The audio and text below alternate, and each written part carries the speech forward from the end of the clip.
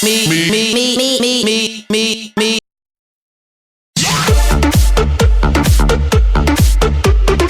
Шилэн дансаар занимаалдаж эцэгхээс саяас нэрнийхөө өмнө шилэн хэмээх тодтголыг авсан хүн бол зам тээврийн хөгжлийн яамны дидсэ цогт гэрэл буюу шилэн хэмээх цогоо юм. Дургуун хөрсөн жиргээчд дарван хар гэхэнч бий.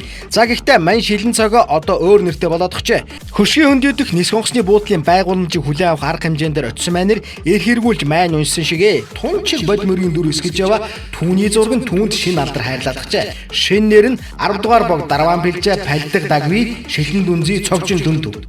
Ер нь бол төр шашин хоёр тустай гэдгийг хэн хүн мэднэ. Шашин төр хоёр худгалдаад ирэхээр өдөр судар аргаас өгсүүлээд юм хийж хурдтай ажиллах аргагүй болдог юм. Ялангуяа шарын шашин бол мөрөөрөө өгч болдгүй сайн муу өдрөөр эренлэгдсэн нэг тийм углуурхтай шашин бөгөөд адгийн наазах нь үгсэхийн заг дээр байгаа хүнд өвчтэй хүний хүртэл хагалгаанд нь оруулгүй сайн өдөр болтол хүлээ гэдэг байдаг тунчиг хүн сурталтай шашин юм.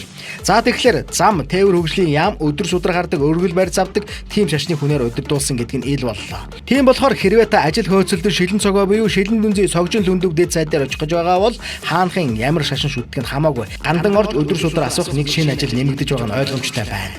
Сайттай татгалзаж мэднэ тэр хамаагүй. Хамаг амтны тусын тул буян хишиг нэмэгдэнэ. Бүү татгалзаж буйнаа бардаа сайт та минь гэж чичирт дайраад байвал зорьсон хэрэгэ бүтээчих магадaltaч бас өсөж байгаа юм шүү гэдгийг ташрамд нь хэлдэг. Умаа. Me.